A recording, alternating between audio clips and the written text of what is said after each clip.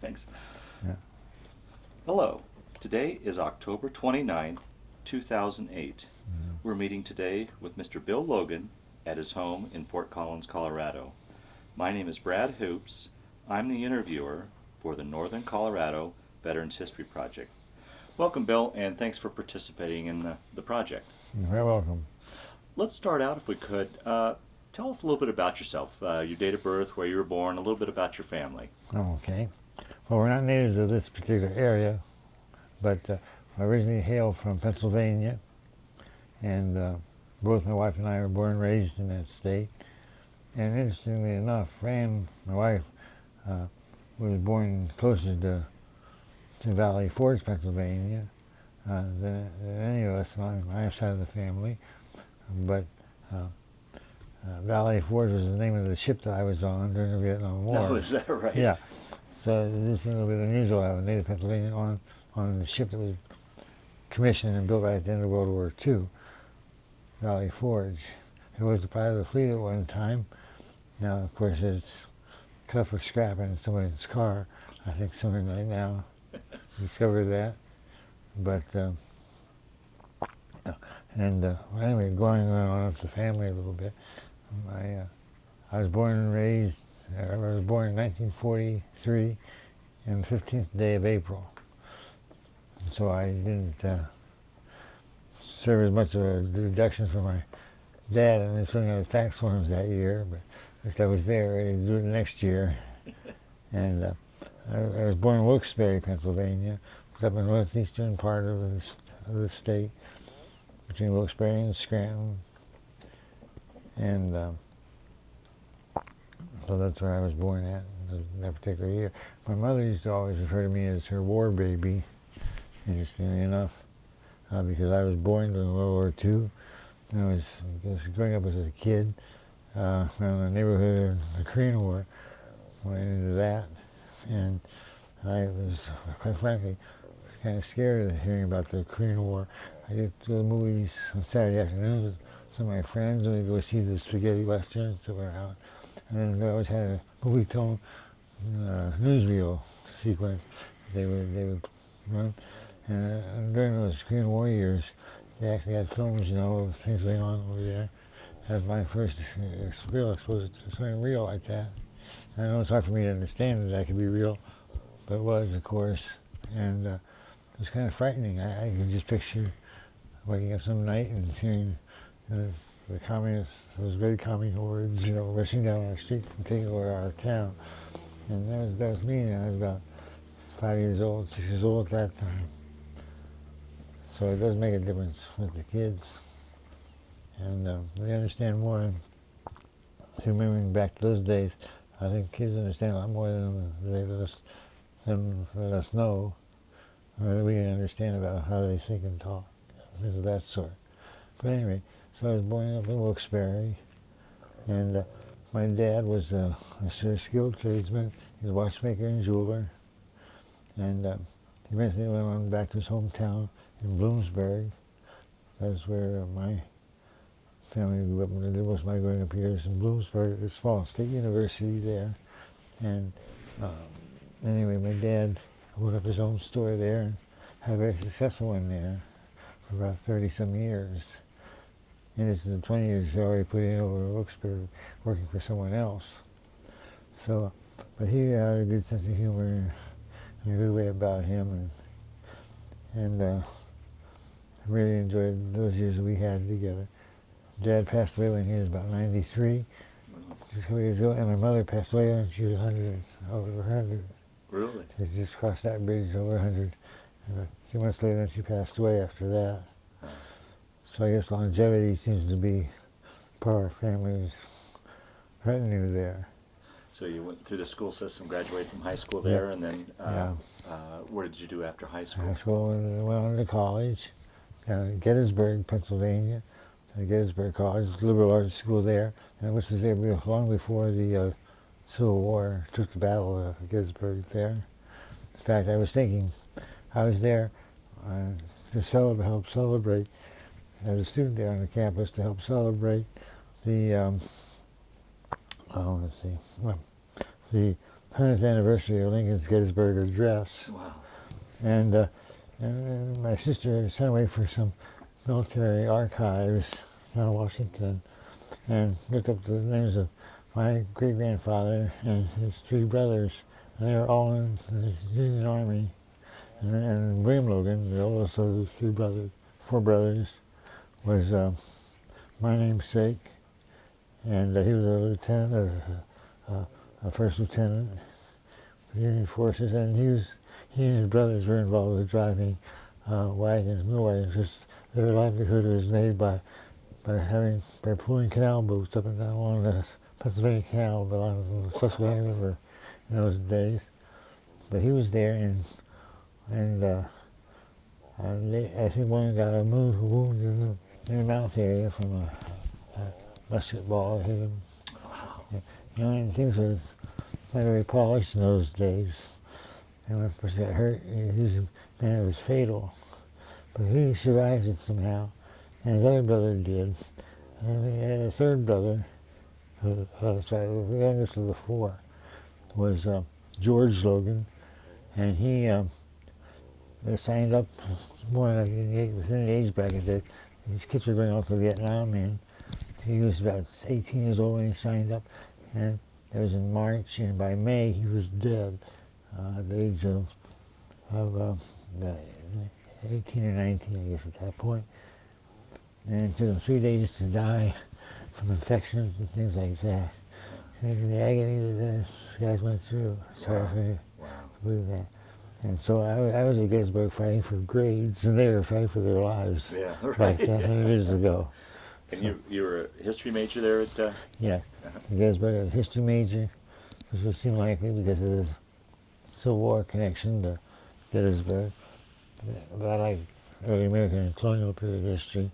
You can see in my house here, a lot of things I made around this house. So I like woodworking and things of that sort too. So they tied right up. I'll be a decorator of our own house there in that way. And I was going to tell you something else along those lines, and you had asked me. I think I forgot one of your questions.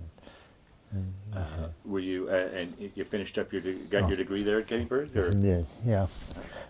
Got my 4-year degree there, Bachelor of History, Bachelor of Arts in History, and a major in History and a minor in English. And then I went to work for the Boy Scouts of America organization, got a job with them. I considered going into the Lutheran ministry, which my older brother had done, and was serving a parish when I came along to go off to seminary, and close to that date came, I wasn't sure I wanted to do that, and so I pulled the plug on that route, and scrambling around a little bit, I finally got my head going where I thought I would like to be doing the rest of my life. So I got into the Boy Scouting thing, and that was good for me. Now, what position did you hold with Boy Scouts? It was called District Scout Executive, and I was a paid professional that was on hand for Columbia and Montour counties. I lived in north central Pennsylvania, my home area, to help volunteer people there organize and start and maintain the scout programs for their kids. Okay. Mothers did more like a father and son thing, but mothers were involved too, of course. Yeah. Those are the days before a lot of the integration thing took place, but it was the old traditional Boy Scout way, and so that was interesting. But during that time, I made some inquiries about, well, they're expanding the troops in Vietnam, and what am I doing? Will it affect me in any way? People would say, oh no, people who work for the Boy Scouting, like Girl Scout people or anything else. If it's an educational orientation, you're exempt from having to be called into military service. Mm-hmm. So I thought, I guess that must be hunky-dory then. So Fran and I went on to make our plans for our wedding. And then as soon as they get that paper all laid out, that had a little letter from the president, greetings from the president, you know, a draftee letter. Oh, jeez. And there goes, what wasn't supposed to happen, happened. Yeah. And So all those things went out the door. We planned for our lives, and so that went that way. So And what year was that? Did you get your draft notice? 60, it was about January of '66. So the year just started. And so I checked around and see if there's any alternatives to serving in different ways. Even checked out the area of conscious, objective. Sure. And there's a friend of mine who belonged to the Presbyterian Church orientation. His church nationally supported that, and so he was going to go off to serve over in Cleveland, Ohio, which I guess is a war zone in its own self, Yeah. in a way sometimes, in those days. But he went that route, and I thought, gee, I could do something like that. And I tried to put my name in for that, but our Lutheran congregations didn't set that up and believe in that at all at this point in time. And so we came to the conclusion there's no other alternative than for me to go to Canada. And I didn't want to do that. That'd be the way my own church forcing me to break the law in a way. Yeah. With that. And I'm a believer in the law of the land, wrong otherwise, and so we change it because we're stuck with it and live with it. And I believe in that's the way we need to do things. Be a society of law, governed by law. And this is probably not too good to do this whole making scratches anyway. Yeah. But so then, how much longer then after you got your draft notice before you were actually inducted in the service? Then? Okay, yeah, good question. I was about to cover that, I think. Then I eventually had to go there out to go through the induction processing up in Wilke-Barre, and I think was that region of it, of the draft. And I got up there and I qualified, health-wise and all that. Unfortunately, so somebody quickly hit me on the hand or something, but because that old trick wouldn't work either. But at any rate, but they had something unusual happen. But at the same time, there's two kinds of military. There's regular military people and there's reserve military people. If I picked it up on the other interviews, maybe some people were one group or the other. And the regular ones are like career-oriented veterans, people who went on for 20, 30 years, whatever it was. And then there's reserve people who either be active in a local reserve unit, go into their active duty time, started doing that with a lot of these people, and coming back, and back home, and then finishing out a couple more years as a reservist, from town, region. So, and so they did, for the first time ever, put that in force, and they, of course, they controlled the authorities there to meet their needs, personnel, and I was limited to making a choice between three different branches of the service. One was the Navy, one was the Marines, which is part of the Navy, of course, and then the third one was the Army. So Army, Navy, Marine Corps. And so I could pick any of those, whichever one I picked. I had up to a year before I put myself into active duty. You chose a time within that year period, whether you wanted to go into active duty right away, or 3 months down the road, or 6 months, or 12 months down the road. So to prevent my wife and I to carry out our marriage plans, we did that, and on the road, waiting for 12 months to elapse before I would go into active duty. So 12 months go pretty fast, and it was painful having to get into active duty. In fact, Fran and I were talking about not so long ago, we never did spend our first our first three anniversaries together because of the military involvement. And there were different places that you couldn't be at that time. And so that's what happened there. But all those personal things aside. And the other part of your question was, what did I do after that, I guess? Yeah. Yeah. So what branch did you end up choosing? Thank you. I chose the Navy. And I figured that would do a couple of things for me. First of all, I like to camp, but not that kind of camping. Then I get with the Army or the Marine Corps. And then the other thing is that I didn't want to go to Vietnam. I didn't believe in that war at all. And I didn't want to have to go there and shoot somebody. I remember those are the years when you're 18 years old, not allowed to vote or drink or anything. They give you an M16 or 14 or whatever, about to tell you you're going to kill people. It was okay to do that part of it. So, now, at that point, are we still in 66 or 67?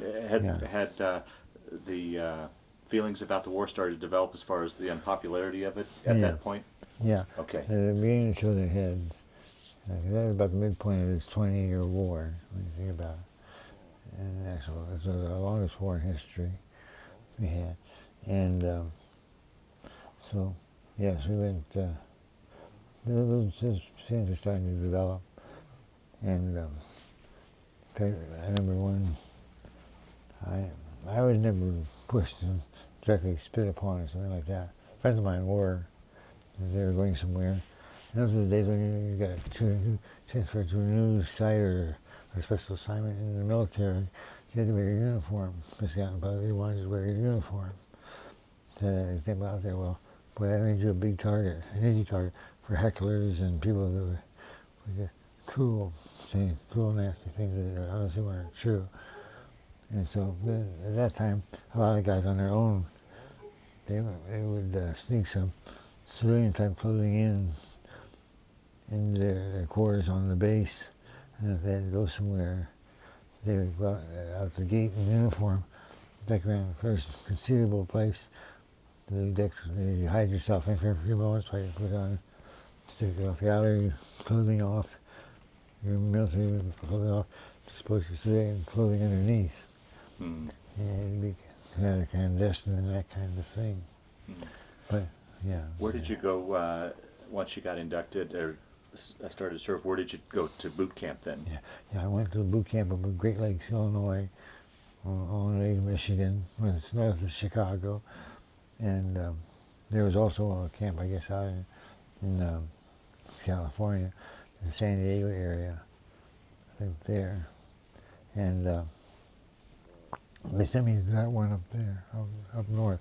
The thing is, what was nice about the reserve thing, the reserve status, you had to write your name down, you put William Logan, USNR, or if you weren't regular, if you weren't reservist, then it's the USN, which is the regular Navy.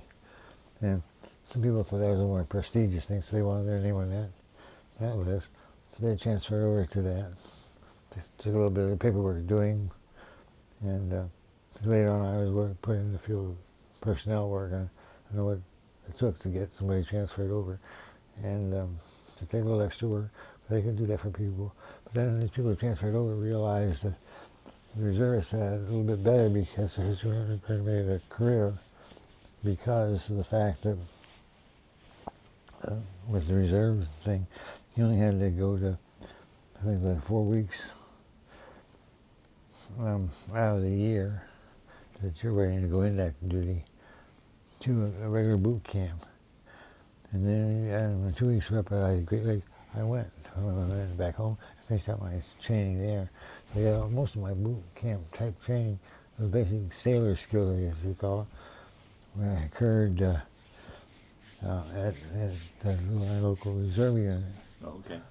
In Pennsylvania, where I live here. You go to the nearest reserve unit. It was where you lived. And then, let's see this. Say anything further about that. Well, anyway, yeah. So the regular guys, when they see us packing up our bags, something, leaving, the reservists, they always come and say, "Hi, you guys, so-and-so Logan, and this, you report over to the admin office at such place, and get ready to be processed out, a boot camp, for that aspect of it." And so these guys, the regular guys, say, well, how did you get out? I got 10 more weeks to go, or 8 more weeks to go, whatever they had left in their program for the regular Navy. So that they kind of had not the kind of results they wanted to have, I guess. They were surprised by that too. Now, being in the reserves, were you still able to hold on to your Boy Scout position, or did you have to give that up, or? Well, no, I didn't have to give that up. As long as I was to do my job, and they gave me special permission to take those 2 weeks off. Actually, I ended up that year, the spring before a year, I had 2 weeks at Great Lakes, and then they transferred me down to Norfolk, Virginia, down there, and then they had a reserve destroyer down there, a seagoing destroyer. That was they used it for training their reservist people down there. So we went from Chicago down to there. There's a little break in between, a couple of weeks there, with our families again and all that. And then we go down to Norfolk, and it sent us out for about 2 weeks of fish stripping, kind of like, we all drew pictures of ourselves on the back of the fantail on this destroyer fishing. Seemed like a recreational trip, but the thing was, they had us on there doing things that they didn't know what to do. They had so many people come through that program at that time. They didn't know what to do with us, so they all gave us like paint chipping brushes and little cans of gray paint. And so we were going to chip up the paint in this area. Get in bed, any rust off the chippers, and a little brush and hammer, and then take the paintbrush and dab it in there with that special gray paint they had. And that was funny how that worked out, because I found myself chipping off paint. I think it was someone chipped off the day before, or maybe the week before. It was still wet underneath it. And that was a rather strange occurrence. But we use hand signals a lot this way too. You stop the tape. You served 2 weeks, a 2 week stint down at Norfolk. Yeah, on a destroyer ship. They called it the destroyer submarine piers at Norfolk, Virginia. Did you guys go out to sea? Yes, we go out to sea. How was that? Did you get your sea legs, or how did Yes, that sure did, or else, What I mean by that is that we go out there around Cape Hatteras. And I don't know if anybody's familiar with Cape Hatteras, but his reputation is not a real good one for as far as calm waters. Right. Definitely wild waters out there. And to the point I remember I was standing on the port bow, or not port bow, but port watch on the left side of the ship there. One night we were right in the middle of a gale, a storm, and that little destroyer bounced around like there was nobody's business on that. It was those big waves. And I was holding on to the binnacle, which is part of the whole the compass. And this side would be on the red light on that side of it. For those who are not sailors here. At any rate, I was holding on there for dear life. And that ship was going over like, I thought we were going to roll one time. We went, wow, like back and forth. And these special heavy, big, almost bulletproof type watch jackets that you wore. They kept them right up there on the bridge. You couldn't get around with them anywhere else on the ship anyway. So they're about that thick, wool or something. Just unbelievable.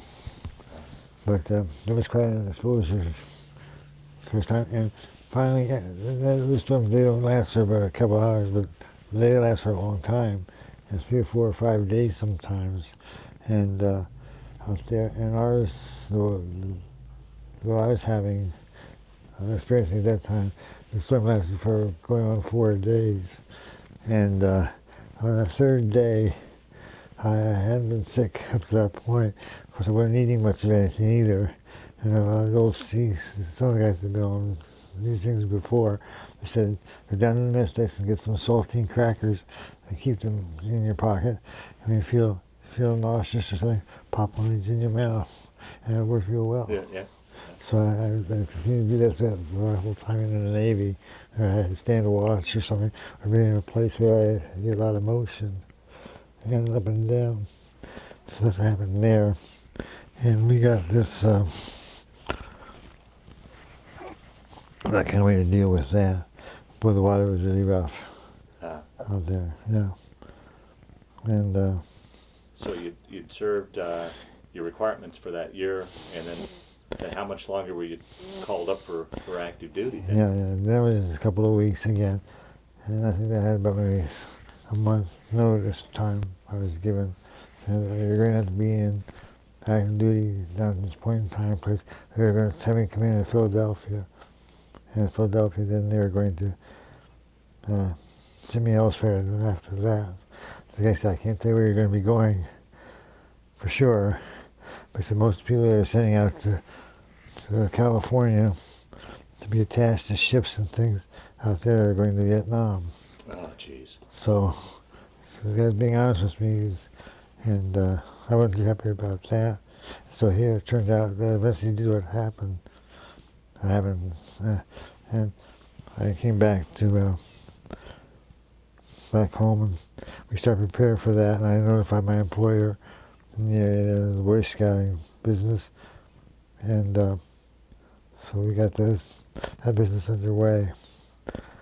And so they did assure me that I had a job when I came back with the Boy Scouts, which is nice. And they guaranteed that to me at that time. But otherwise, we just began to get ready and close out a lot of things and store the furniture, things like that. And my parents lived right in the immediate area where we were at that time, and so Fran went and stayed with them for a while. I think I gave most of this pretty well straight. And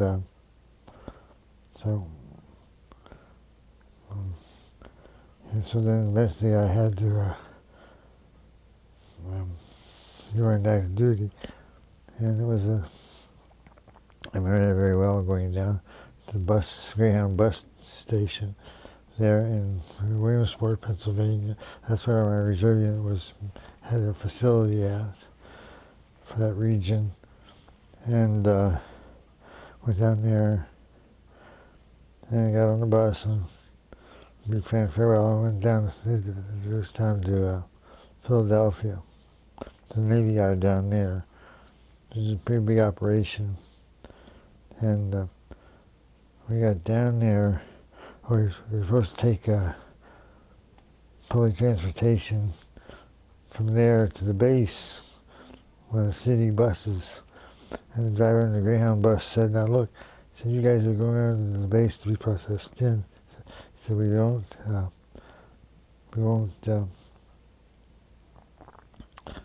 said, "I'm telling you, this is a friend, and not as any kind of enemy, I hope." But he said, "Don't get off the bus until you get into the main gate."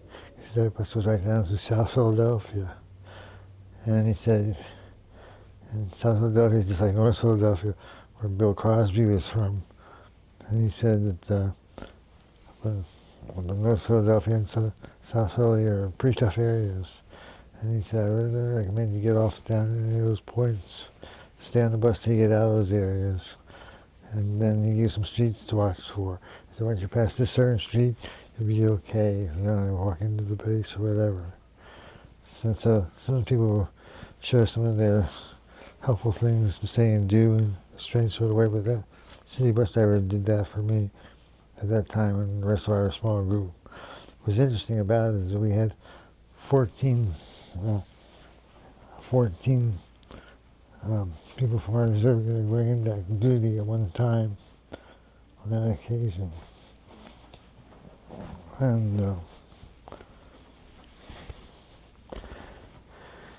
And so we got down there, and we went through their process, and it took a couple of days, about 3 or 4 days. And then we finally, about the 5th day, we said we had to report over to a certain building where they were going to cut your orders, so what you're going to be assigned to. So we had been through all the physicals and all that business. So we went over to that building, and there were 14 of us there from my unit alone. There were thousands of guys all over that place, of course. And we went over to that building, and I got a name called out, and our names were right all right together in one group, so we just kind of stayed there as a group. And we all got our orders and came back and opened them up there. And the order was for 12, for the 14 of us. There were 12 guys that were single, just out of high school, and they were all given East Coast short duty assignments. And then there was 2 of us that remained were married. In fact, one guy had a little child, I think, at that time. Guess who got combat duty in Vietnam, Southeast Asia? Of course, Well, you would have thought it would have been the other way around. Yeah, it didn't turn out that way. And I'm not sure why. And the thing I ever came up with thinking about that thing was that maybe they thought we were more mature and we handled the combat situation better. I have no idea what their mentality was on that. But that's how that happened. That's kind of stuff to go home and tell you.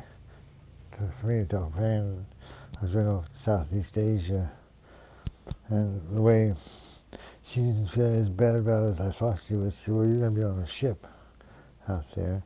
Nothing can go wrong on a ship, can it? She would ask me. And of course, we were talking a moment ago, not too long ago, about that ship that I eventually did get to the Valley Forge. At one point, we almost did lose that ship to a fire on the flight deck. And those who are listening to this tape, I wasn't privy to that story yet. We can get to that later on. Right. But that's what.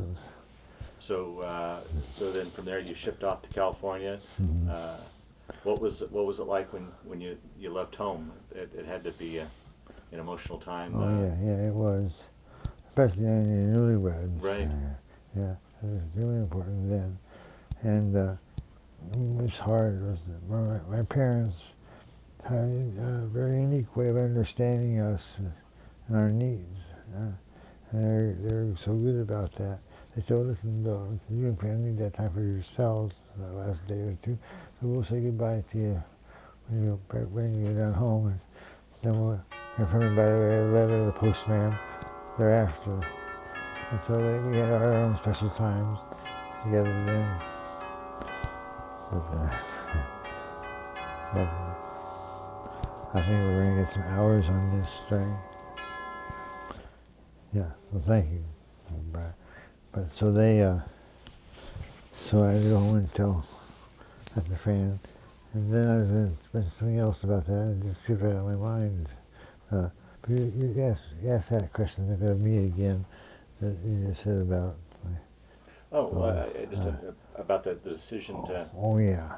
To send the married overseas and the single guys stateside. Yeah. It didn't. I don't understand the reasoning behind that. No, I don't either. Yeah.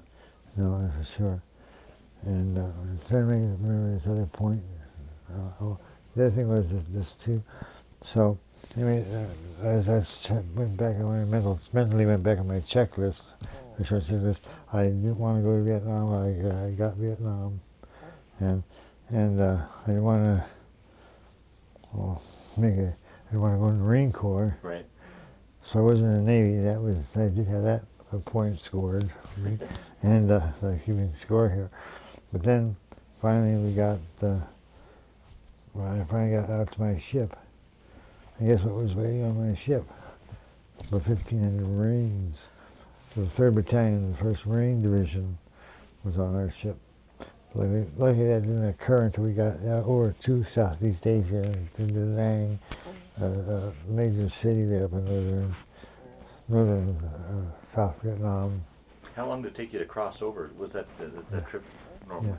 Yeah, it was about 10 days. 10 days. To cross over. And I had a unique distinction of having a wisdom tooth.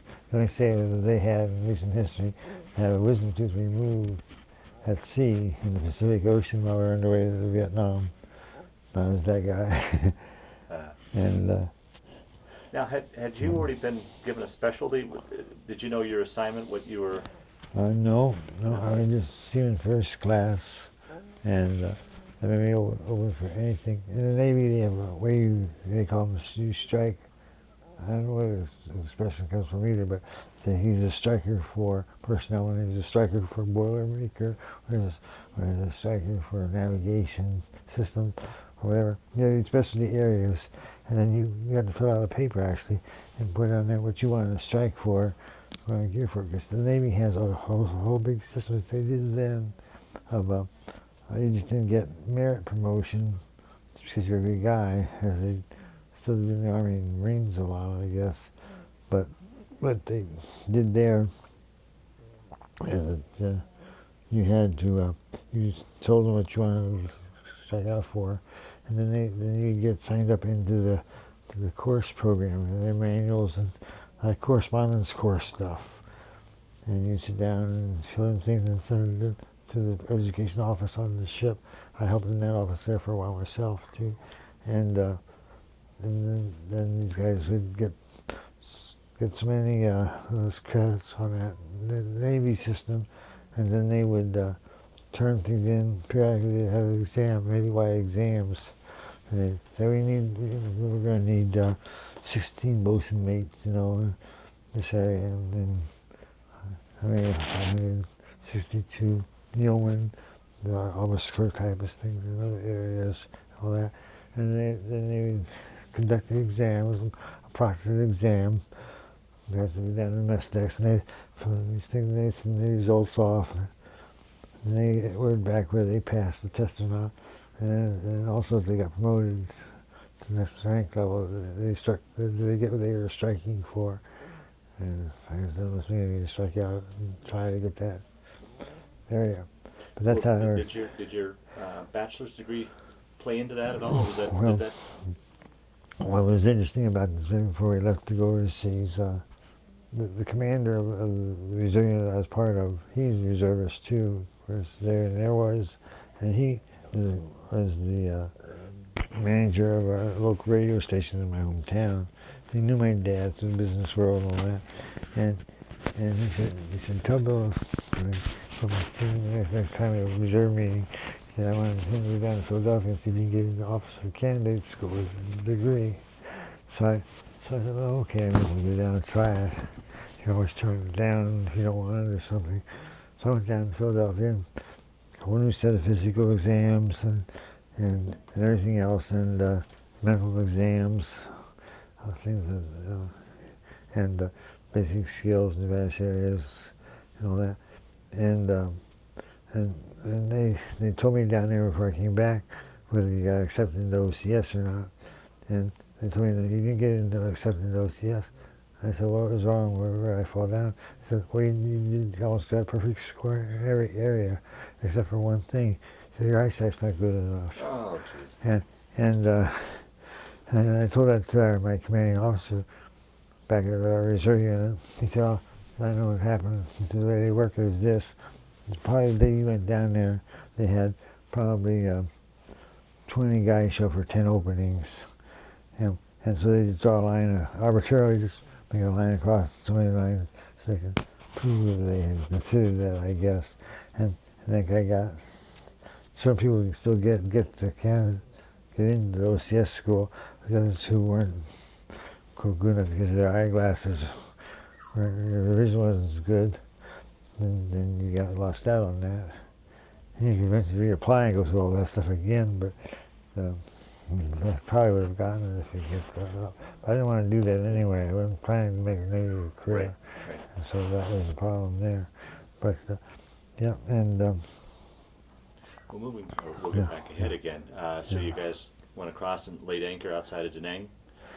Yeah, well, eventually, we're jumping ahead by a couple of months. Oh, I'm sorry, okay. Yeah, actually, that put us in a position where we were going to be being the Marines troops.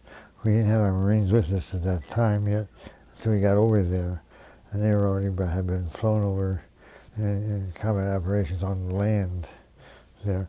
And then they were going to come on our ship into a new concept of combat. They're going to get off the ground. They're trying, experimenting with some of these things, I guess. And it was this, they call it vertical envelopment.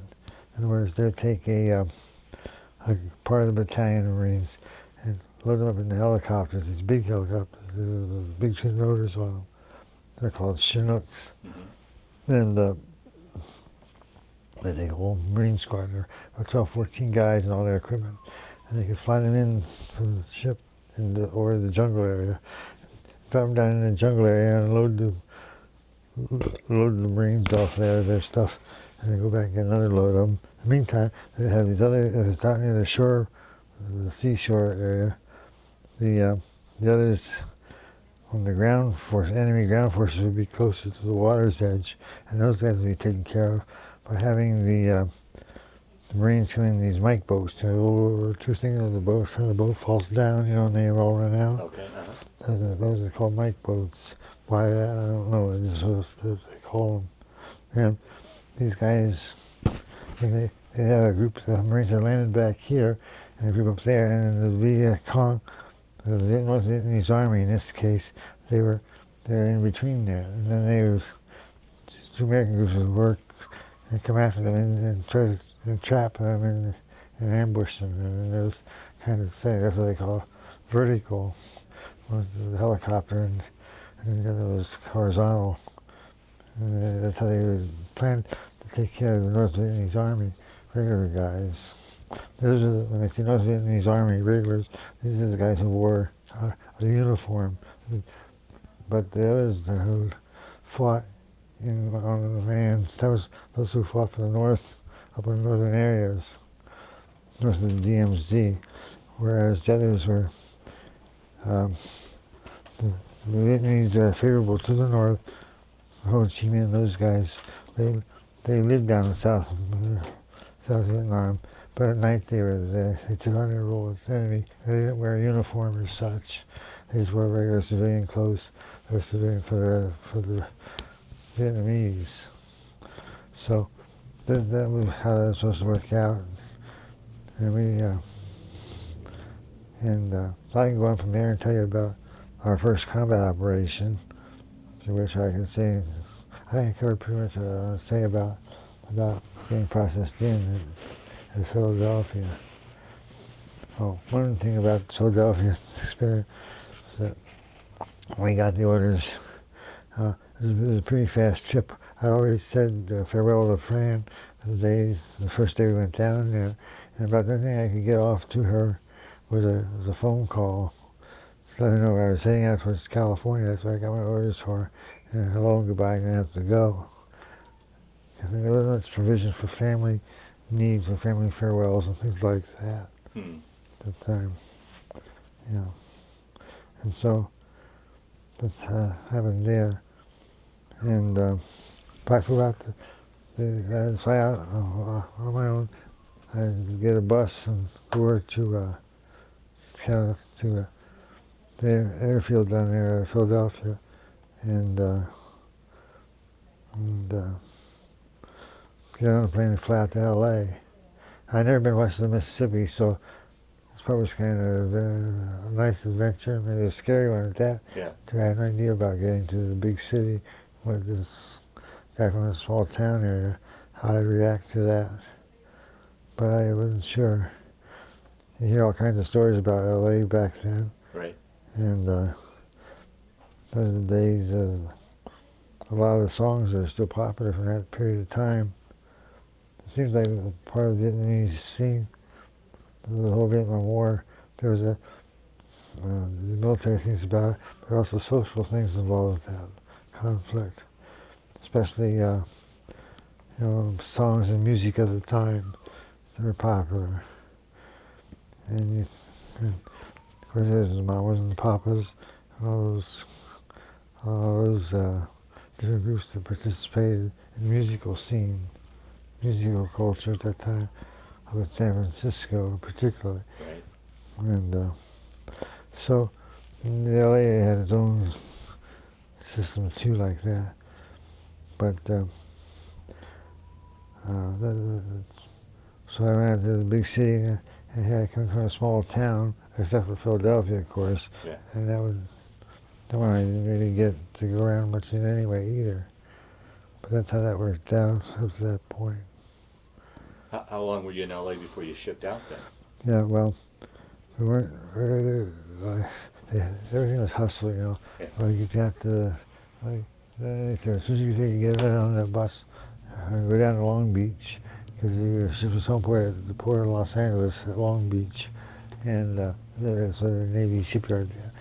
And so they said that's where you're going to have to pick up your ship at, and they're soon going to Vietnam. It's imminent, you know. They don't know exactly, but it's in there for repairs and overhauling and refurbishing. And gosh, I got down there finally. Someone helped me find the right bus, go to the right place. And it's about 2 in the morning, of course. You get there, no one's there to help you or anything with your stuff, where to go. And you just are on your own, Buster, at that time. And so I finally got down to Long Beach. And the greeting I got down there found myself standing at attention, let's say, or at ease maybe, with my 1,000-pound sea bag. If I say 1,000 pounds, it wasn't literally that, but it sure felt like that. You're lugging that thing all around with all your worldly possessions in that, particularly your clothing and all that. And so we had that, and the only person else on the scene was this Marine guard at the main gate there, and he was sort of a Neanderthal type sort of fellow. He just kind of the papers down the road, down Pier, last berth, Valley Forge, and then all I got just get by. So he let me in the gate, and I walked. Like 10 miles, it felt like down this long pier talking about. So a long walk on a short pier, well, a long walk on where it was to be. But a long walk down there, and I finally got down, and I said, went so around until I got down to the one part where the ladderway went up to the quarter deck on the front part. And I didn't know it then, but you learn these things pretty fast by experience.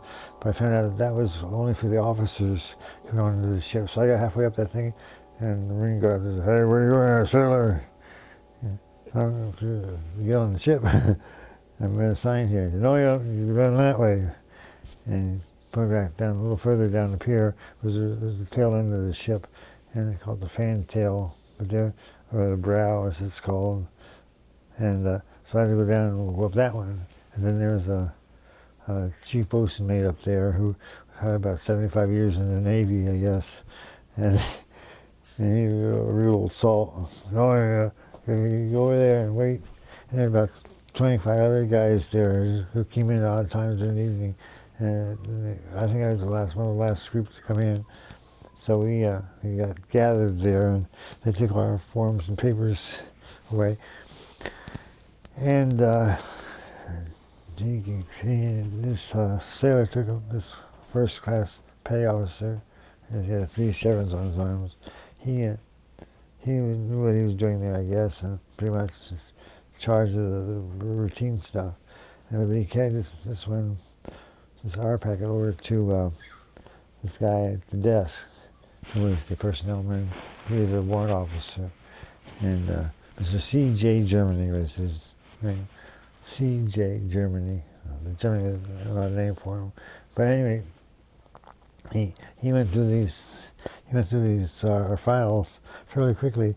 Then he pulled out a couple of them, said, "Don't sign with the others in the hopper with everybody else's stuff." And the way they took that, they did it overnight until this was on Sunday night. I think they were going to process them out on Monday. And so that's what they were going to do. But my folder and a couple other guys stayed behind in this other stack that he had created. I said, "Are we going to get anything back?" And then one sailor said, "Yeah, you get some here just momentarily." And so Mr. Germany went through those, and he picked out several ones then. And he said, "You guys," and he read off the names on them. I was one of them. He said, you're going to be assigned to the executive offices on the ship here where you're going, and then that'll be the assignment. And so what it was that they have ships are organized into different divisions, and the first division, second, third, fourth. Those numbers, lower numbers, have to do with a ship that has the maintenance guys, the bosun mates and things. They keep the ships painted up, and cleaned up and all that. And then they had others beyond that. And I was to be in what they call X division, and X marks the spot type of thing. But wasn't for that. But we were a part of this group that we lived in one part of the ship, but we all worked for these different higher level executive offices around the ship. We were like their clerk, typists, and receptionists, administrative assistants, and things like that. And I found out that what this guy was doing, this warrant officer, he's not a full commissioned officer with the rating of warrant officer, but he was in the Navy long enough, and he's a fairly young guy though, but he knew what was going on there for himself. And anybody who came through there with any kind of higher education background, or even a college degree or anything beyond that, either way, he just nabbed those guys out for himself. And he assigned us all to different things out of that office. Eventually we got to know where we'd be. I was assigned to the personnel office, and then also up at the chaplain's office at the same time. And other guys were assigned to be the administrative assistants to the lawyers on the ship, the legal office, and so on. It went. And so they got all divided out that way. And it turned out to be a pretty good assignment for me because of the people I was dealing with on a day-to-day basis were people that were reasonably smart people. They had been and other higher educational editors too. You can carry on a conversation with somebody without all these expletives attached to the words, Yeah. And all that stuff. And what was life like on the ship as far as living conditions and such?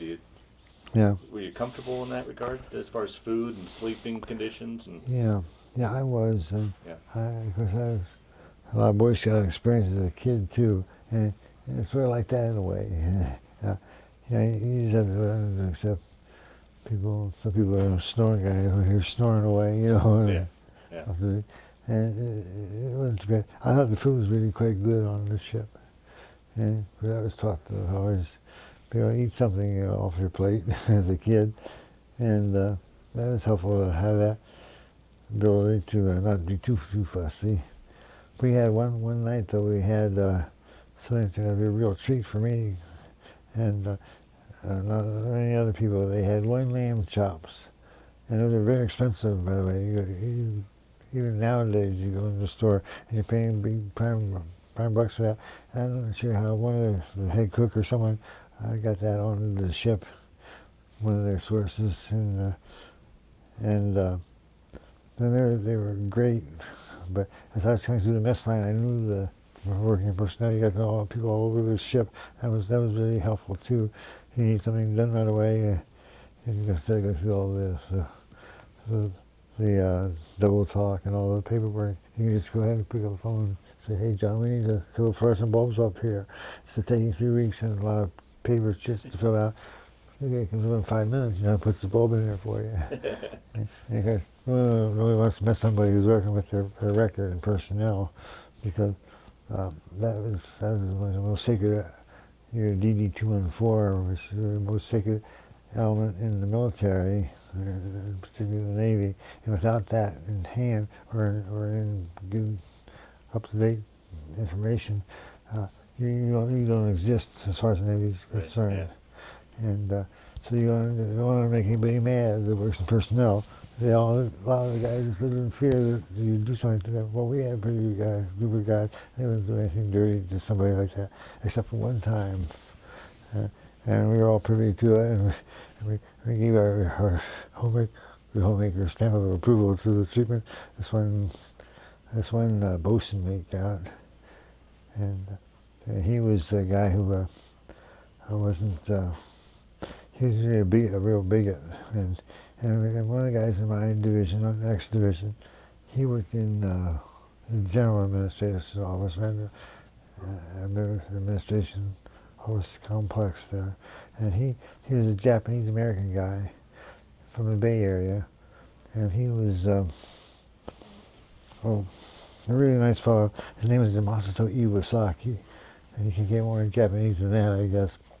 Masato Iwasaki, I always liked his name, but he was always being hassled by this one chief, my boatswain pay officer, who probably was a World War II veteran maybe or something like that. I can see why he might carry a grudge against this guy, but I didn't make it right. But anyway, and one time he and another friend of ours were leading the ship, and this boatswain gave me a heck of a hassle over his belt buckle. It wasn't shining bright enough to get off the ship. So go down and get the brass sew out and clean that belt buckle up. So he and my friend, they turned back, come back, partway down the ladderway to the next deck down. He gets down to the next deck, which is only about halfway to their destination, and he stops. And my friend says to Moss, he said, "Moss, why are you stopping so soon? We have to go down and get your belt buckle." I said, "No," I said, "just wait a minute." So meanwhile, hundreds of sailors are passing through up the ladderway out, double depth lines and things, people everywhere. And so finally he waited just about a minute or two, and then he said, "Okay, Rick, let's go." He gets up there to this boatswain again. Boatswain looks at him and says, "Yeah, okay, Yosaki, wait." And he said, "Well, how do my shoes look now? Do they look okay?" Well, the shoes were okay. Anyway, he said, "Yeah, okay." And he went off. And he diverted the guy's thinking to something else. Really good use of psychology. But, yeah. But we had the adjustments. But anyway, this guy with the pork chops, or the lamb chops, he couldn't give them away, because none of these guys had ever really tasted food like that before. That's a real luxury item. And he couldn't give away this big pan full on a steam table. And he said, "Logan," he said, "do you like these?" And I told him what they were. I said, "Oh gosh." I said, "Yeah, I'm going to take off these vegetables you put on there already." And I just had them stacked in a tray up, with stamped indented trays, food tray up. It's about that high. Discovered the whole thing with these lamb chops. And I ate those things, all those in there, until I was about sick. But it was a real treat, though. And so the food was good. I didn't mind that. Some guys opted for hashes when they didn't need to, but we got some gourmet-ish type things once in a while. And I didn't mind that at all. So I think some people just complain about the food, just to have something to complain about. Being hard-pressed, they probably would. They would say, "Yeah, this is okay, better than something else." Well, let's move ahead, Bill, to your. Let's talk about your time in country then. So. Yeah. What my job was there. You were once again, you guys are off the coast, and you're. What I understand, you're shuttling Marines onto shore and inland via helicopter. Yeah, on ours. Yeah, that's what the LPH means after Valley Forge, landing platform helicopter. Okay. Number 8, we were, and yeah. And what would be a typical day on board once you guys were in Vietnam, as far as or a typical day for you, I guess? Yeah. Well, a typical day for me was this: that first of all, it was a typical day. You had certain working hours. They wake you about 6 o'clock, supposed to assemble, do morning muster on the hangar deck, where all the units, all the divisions line up in there, and they have announcements and various points of business, awards to be presented, anything like that. Yeah. Then what they call that morning muster. It's about 15 to 20 minute business thing. All the ship's company there. And then everybody go back to their offices or mechanical areas where they're working on projects or things for the maintenance of the ship and the aircraft and all that. And then, of course, you're subject to any time during the day or night, you're subject to being called to general quarters. And general quarters is that condition where the ship is made for combat readiness. You are running a certain level already. There's different levels of combat readiness. And I can't remember the names and numbers for all those areas. But as you're getting in, the more you get in closer to the shoreline, in our case, it makes us more vulnerable to be shelled, from the shoreline emplacements, for example. Then that level gets up there farther and farther until then they may have to call you to go to your emergency station where you're going to be part of that general quarters thing. My job was to be right down what they call damage control central. And that was like an office down the very bottom of the ship, on the inside of the ship, very bottom level, about 12 decks down. And to get there, and I was on hangar deck, which is right about water level, just above water level, a little bit, of course. And that area was took a while to get to. In fact, what they call general quarters, you hear something like this: the boatswain of the watch, who did all those little pipe blow, that little pipe makes those little tunes. They all meant something, and he would say, now hear this, now hear this. All hands, report for general quarters. And the bell ring, ding, ding, ding, ding, ding.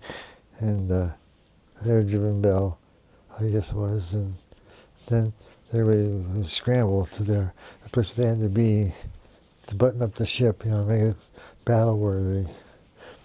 And so we go into those conditions of battle-worthiness. It took me a long time to get down to all those hatches and doorways and things. With people scrambling through the hallways as well. And can you tell us, we talked about this off camera, can you tell us what was on each side of where you were in general quarters, what you had on each side of you? Yeah, I was curious about this because I was way down in the deep part of the ship and not much light or anything down there. And we had a lieutenant commander, that'd be like a major, in Army, Air Force levels, Marine Corps standards, but he was in charge of all the information that came into there from different damage control spots around the ship. Like, let's say we come under attack and somebody dropped a mortar grenade or something like that from the shore onto our ship and exploded it. The people, depending where we were hit, those people close to that spot where they have to respond, if they were in a position to respond, down to Damage Control Central. And we get the information coming in. We work with certain of those sites around the ship. Another guy beside me had a different group of sites. And so we represented a couple of different sites there. And so that's what we did there. We received this information that I call a phone talker, Damage Control Central. That was my job there, among other people there too. But one day we were sitting there, we were going into those conditions, and then they kind of eased it off, but you just don't call off right away suddenly, unless something unusual is there going on. But they kind of eased off so that we could relax a little bit and just talk. And we knew it wasn't going to be anything that was going to hurt us.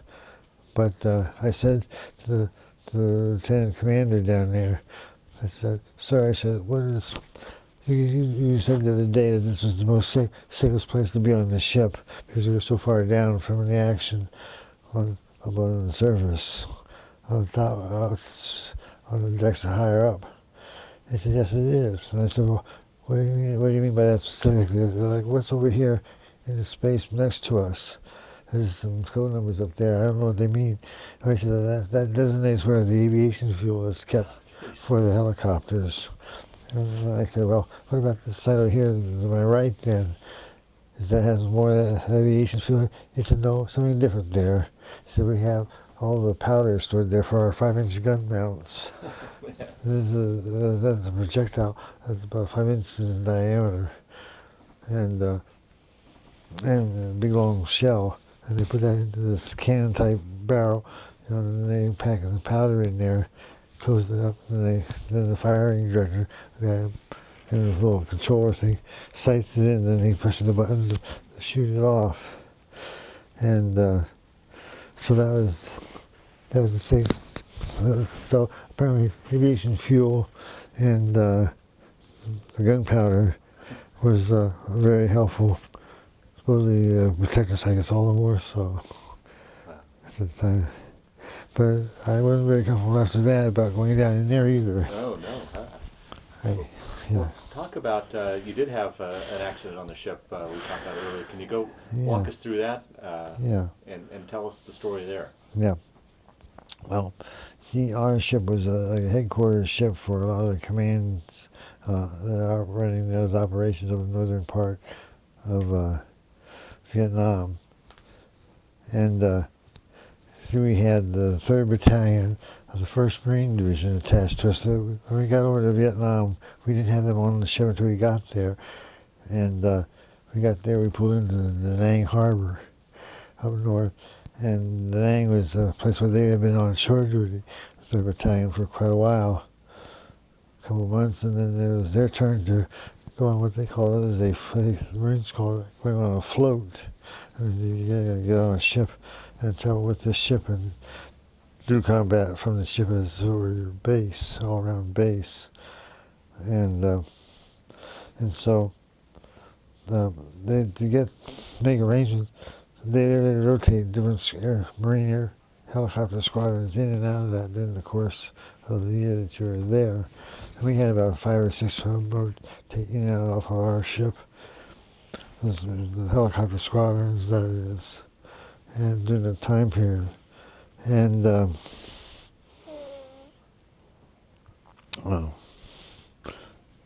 see. I'm sorry, I lost my train of thought. Brad, you were saying, walking through one of those operations, I guess. About the accident on the ship. Oh, yeah, that's right, thank you. At any rate, they would get ready for the next helicopter squadron to come in and replace the one who was already there on the ship. They'd fly them both out. They're all their leadership people. They get one of those birds, and they can land 3 and 4 or 5 helicopters at a time on that thing. So they get them all coming out there all about pretty close to the same time, and each squadron would land at their helicopter, and the leadership people would get out and they go into a conference room there near the captain's office and sit down and figure out how they're going to do this, make the arrangements. So the next guy is to rotate off as well as rotate onto the ship. And it was a rather prestigious thing for those Marine guys to land a helicopter on their ship, on that ship. And when they did so, this particular group indicated that this pilot was successful by taking his helicopter and putting the pilot's hand in some red ink, and then he put the pad and stamp up on the side of the helicopter. So he sees his big red hand, just all paint, in that position. And then he would fly, and that pilot would fly to different operations and assignments again. He could sport that emblem of accomplishment on his helicopter, on his bird there.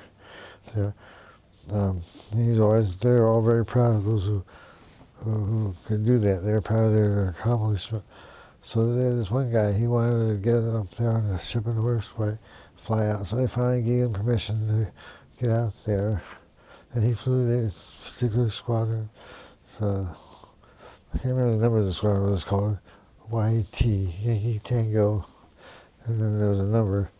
And it was their turn to rotate onto the ship on the Valley Forge. And the squadron was there now, was to leave. And so anyway, he brought this Yankee Tango bird brought their leadership people out, and they landed okay. And everything went safe and sound. And they had their meeting, got all arrangements made, and they all filed back out to get in their helicopters and go back to their bases on the land and get their groups there ready to move out. They moved over there in about a couple of days after they had that meeting. And so this helicopter pilot had the distinction of doing that, and he talked to the flight director for Valley Forge, and and was in the Marine troops as well. Special permissions for him to do that. So he made a perfect landing and coming in on the day they had the trip planned, landed just perfect. Nothing went wrong. Everything was just hunky-dory. And then when the meeting was over, they all came out to get on the helicopter, which they did, and they were going to take off and go back to their land base to get ready to come over to the Valley Forge on a permanent basis. And while they were doing this, a couple of other helicopters got one left, and the helicopter that this one pilot was on, he I guess was very proud of his new red hand on his own plane there. That he wasn't paying close attention, I guess, to how he know when to take off. See, everything on a ship when you're out at sea, it has to be moving and accounted for, and chained down, and tensions kept on ropes and things like that and lines, because everything's moving all the time. Not just from the ship's engines, but from the wind and the weather and all that, the waves. And there you get a lot of factors to deal with. And there's a guy, when they launched a helicopter into this combat situation, they had the guys, they call them aviation bosun mates, and they'd be up on the flight deck, and each of them would be underneath the wheel of each helicopter. Each helicopter, they had 3 big wheels, one on the nose and 2 on each side on the back. Mm-hmm. And so these people, they had these guys out there, they wear blue hats or something, blue collar on their outfit, and then they were all squatted down beside their chains. The man out front in the yellow suit. And so you saw movies like Top Gun and some of these other military-oriented films. The guy out in the front part tells the plane exactly when to leave and hit the throttle and then take off is the guy who wears a yellow outfit, yellow helmet and a yellow suit and everything else. And he's the flight deck director of that particular spot on it. And that's when you see the guy, he gives the signal, they got the wheel chains off, the wheels, and then he gives the guys in the plane a salute, and they return a salute, and then he turns around and he goes like this, and they take off real fast down to the flight deck, and of course get airborne and go about their mission. And so that's what this guy had to do. He had to follow the directions of the flight deck director for his spot on there.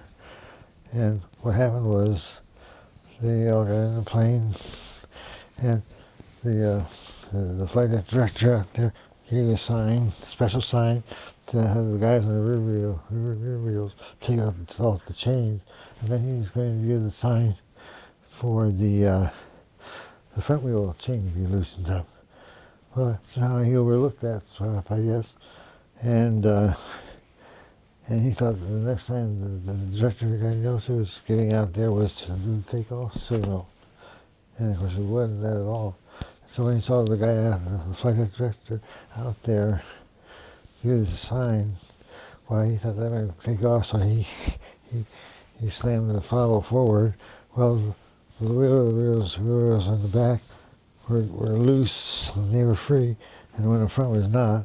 So having to give that power, it's helicopter right up on its nose. Oh, jeez. And it fell over, and the thing cracked open like an egg.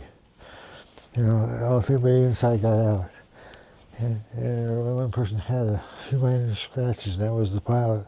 But everybody survived that, except for the whole incident, except for the guy's name was Andy Wang. And he was the flight deck director wearing a yellow suit that day. And those rotors, front rotors came over and they chopped him up and killed him. This is a horrible thing. Oh, boy. It's unbelievable. I didn't see that happen, thank goodness. But it was just the beginning of some of the things we had to see and deal with out there at sea. And but that's how it happened. The accident and a fire that ensued, And then, of course, Sandy's death was the thing that tapped it all off at the top. But that's how that happened. And everybody got out except you lost the one guy on the ship. But a fire ensued, you said, and you said this was an older aircraft carrier, and the flight deck was made of wood, and that caught on fire as well. Yes. And how long did the fire rage before you guys got it under control? Well, I think at least 30 minutes, 20, 30 minutes, it caught the metal on fire. It was burning so hot that I guess magnesium and things like that, it can burn. And it burned at a very intense heat, almost like a welder's torch would be. And this is a ship's book, a commemorative thing we made of our deployment to Asia. And you can see how. I'll get that on after the interview. We'll put that on. I'll zero in on that. We can get that on tape. Yeah. Right there, and you see how they are up front. And but I don't know if I finished answering your question for you, Brad. What was that? Did I answer that question you just raised for me? I was just asking about the fire and the emergency. You got that under control in about a half hour? Yeah. And it was just only that one loss of life? Yeah. Okay. Yeah, and that was nip and tuck. There were times when there was just something like a piece of heavy equipment they use like on a highway. When it's different area, a plow on it, like a big rake thing, and a backhoe. Everything was fitted on this singular machine, and a big arm struck out there, like a boom that went out, and so they finally got the thing picked up. But this time the helicopter was pretty well mangled and burned up. But the guy, the driver of the thing, they called him Tilly. Like a woman's name was Tilly. They said, and that was the thing that eventually they were able to push it, and by pushing it and picking seconds of it up with this arm, they threw it over the side of the ship into the water.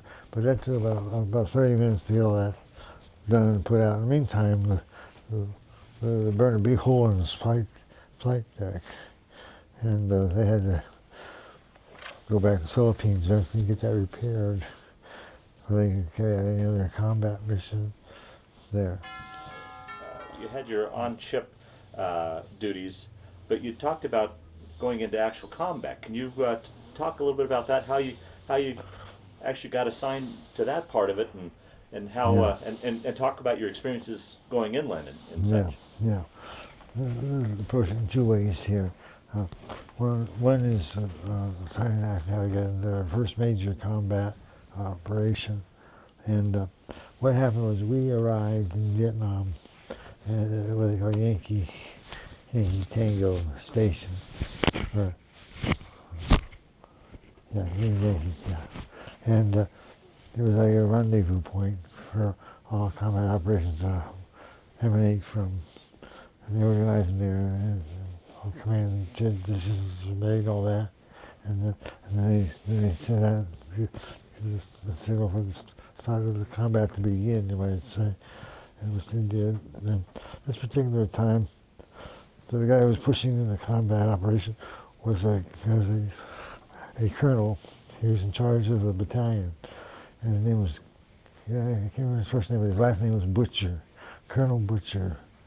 And how appropriate I thought for what they do, but Colonel Butcher was in charge of the Marine Battalion, and he wanted to see how well they would handle the circumstances. Most of these guys had never been tested, even in the Marine group, under combat conditions, and he wanted to see how they would handle that. So this is 2 days before Christmas, in December of '67, and December 22nd, I think, it's my second, 23rd, and he set up this combat operation, and they found out later that they had terrible losses during this operation, and I could vouch for that because I helped carry a lot of dead wounded out of the helicopters, and it was whatever state they were in, and this particular time. what happened was this: they had a brand new Marine officer come out. They were starting to run low on personnel even at that time in Vietnam. And this person came out, and all he had done combat-wise was to shuffle papers in Quantico, Virginia, behind a desk. And he wanted to give himself some points, I guess, on his records. He wanted to make a career, I guess, on how a nice career for himself. And so he made arrangements to get himself transferred into Vietnam to this very unit. And of course he arrived there and took command of that unit. And there's another guy who was the gunnery sergeant. The Marines all call him Gunny.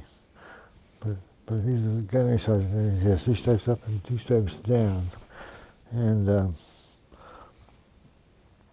he was part of this combat unit for a long time. And in fact, he had joined the Marine Corps right at the end of World War II. And then he served about 2 terms in Korea. And he's just finishing up his 3rd tour in Vietnam. And he lived all that long time. And he was planning to return home that in December and retire. And he was looking forward to his retirement, as was his family. And they got into the situation where they got the people moving in this area where they thought the Vietnamese Army regular troops were located.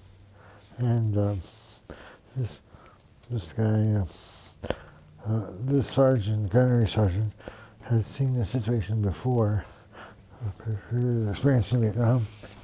And he'd been there for 2 tours ahead, or actually 3 tours, and he told the major, this new Green Major, he said, "Sir," he said, "I think we're deploying our troops the wrong way." He said, I sense there's an ambush being set up to get us trapped in. And he said, "I don't want that to happen." And he told the major, he said, "I think we should redeploy our troops to different information." And the major said to him, "Look, I'm the major, you're the sergeant, and I know what I'm doing here. I'm in charge. You do what I tell you when I tell you to do it." Typical Marine response. Well, they made him go through head-on charge up the hill, and he got all about 2 or 3 guys killed.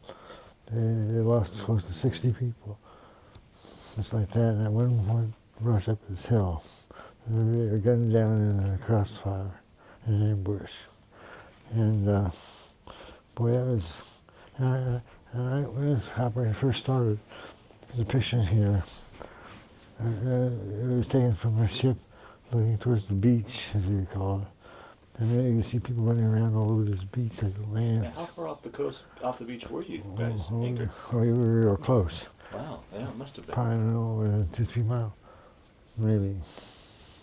And it was a big vulnerable position. Really, that helped support the Marines and their activity there. And because our ship now, when it had come out of the shipyard, it had been strengthened. All its facilities were improved. They air conditioned the whole ship. And they also had put in a big hospital suite when they had about 8 or 10 special surgeons brought on board to travel with the ship and conduct surgery. They saved a lot of lives with this stuff. And that was the first time they really tried to use the helicopter so extensively. Curiously enough, the Valley Forge was the first ship, the Navy ship, to launch a jet fighter plane during the Korean War in Korea. And so there's another first for the Valley Forge, I guess you could say, to be involved in this thing. But yeah, they did. And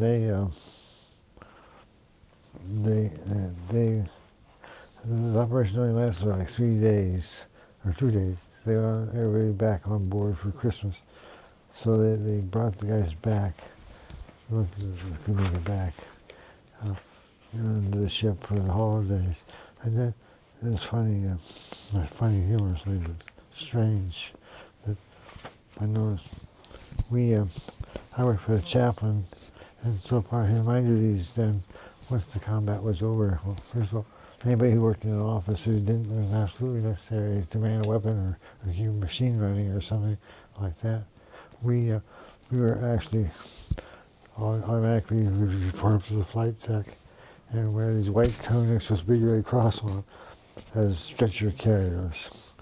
And we would be in a couple of these guys on these carriers, on the stretchers, to the ship, Valley Forge, and then we go in and get them and bring them out and go across the flight deck with them to the big aircraft elevator they had there, put that down to the lower level and take them back into the triage in the medical section. So they, doctors there, they had to play that terrible job of being God, trying to figure out who could be saved and who couldn't be saved. And that was hard on those guys to start with, right there. And, but that's what we had to do in combat operations. When I first started up, I could see these guys hitting the beach, coming out of the helicopters at very close range. And it was like a surreal movie. And that you couldn't believe it was really happening. So this is really happening. I pinched myself just to see if I'm awake to absorb all this. It was just mentally overwhelming and mind-boggling. Wow. To think of these people were shooting real bullets at each other, and I just felt like everybody was pretty well killed, you know. And it was just a horrible experience to experience combat in its first ways. Yeah. You know. Well, describe how you actually went from the ship, or how you actually got onto these missions on the land. How did that how did that come about? Okay, that's a good question. You're probably wondering how that would be. Well, this was when the battle essentially was stopped, and they had if our Marines went in there and established a couple of fire bases. You know, those days was much more than a hole in the ground to hide in and so forth. And they would be trying to set up basic communications and operations there for other Marines to come in and jump off as a jumping off place to learn to do further kinds of combat within their country area. And that's what these fire bases did. And my job, that got me into some of those fire bases, was taking some medications in, or taking some things in for certain officers, certain special pieces of mail or communications, things like that. That's the first time I ever rode one in. I happened to be riding next to the Marine Colonel, Colonel Butcher. And in spite of his name, he seemed to be a fairly decent fellow all the way around, and a kind of family man type of guy, and really a pretty good Joe overall. But now, did you volunteer for this, or were you were you assigned to it? I was assigned to it. Yeah, and I didn't want to run in there either, because I saw what happened to some of those helicopters and didn't make it back. Different times we had our share of those, and but going in there, this particular time, this was a mission I was doing for the chaplain, for whom I additionally worked besides the personnel office work, and that was that this chaplain, he was really interested in himself, as making a fine career for himself, and to build a good reputation. And I can't blame him for wanting to do a good job. He was trying to do his best job, I guess, there too, possibly. But he was looking for himself a lot. And what he wanted to do was get a hold of some Easter release, traditional type of release, for the Easter morning service that we were having. This was during Holy Week, like the Saturday before that Holy Week, or Easter Sunday, Saturday before Easter Sunday. And so he wanted me to go in and get some Easter release from the senior chaplain who was in charge, as the command chaplain, for all that area in Southeast Asia, over north there. And so he would He wanted me to go in there and see this guy have access to something like that, or what he could do to get it.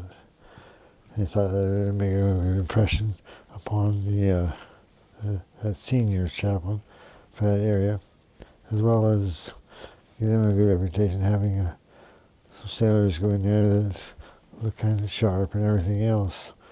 And so he called me into his office and he said, I want you to go in there and get these lilies. I said, will he have them ready for us when I get there? And he said, no. He said, I haven't called him yet, but I'm going to call him and see if I can get some word on that. And he told me, he said, you can go ahead and get ready to go. I said, well, should I get, I see there's going to be 2 other Marines going along. The guy's standing outside the door here for that. And he said, I said to him, should I get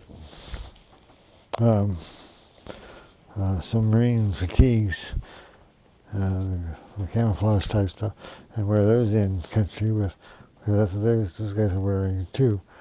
And he said, no. I said, you won't be gone that long. He said, just wear your blues. And he said, and also don't wear your dark blue hat. He said, put on your white hat. It makes it look a lot sharper, a lot more spit shined. And so he said, you just go in that way and tell him if he has them, we'll give them to you and just come around back. So I said, well, okay. It makes a little bit of sense at that time. And so I got in the helicopter and we got flown in over the while. They fly up high, range for projectiles, and then when they get over the land, they fly real low, almost treetop level. So they're going so fast that a sniper on the ground won't be able to get his weapon ready in time to shoot at it. And so we were on the ground level, scaring these treetops. All of a sudden, the thing puts its brakes on, sort of like putting your brakes on at least. And the helicopter pilot lands it down in the spot in the ground. And apparently this was one of the fire bases we were going to take some stuff into. And there he was talking, the co-pilot were talking with someone else who came up there in a Jeep, I guess. And they were working something out. And then they all went except for the helicopter pilot and this other pilot.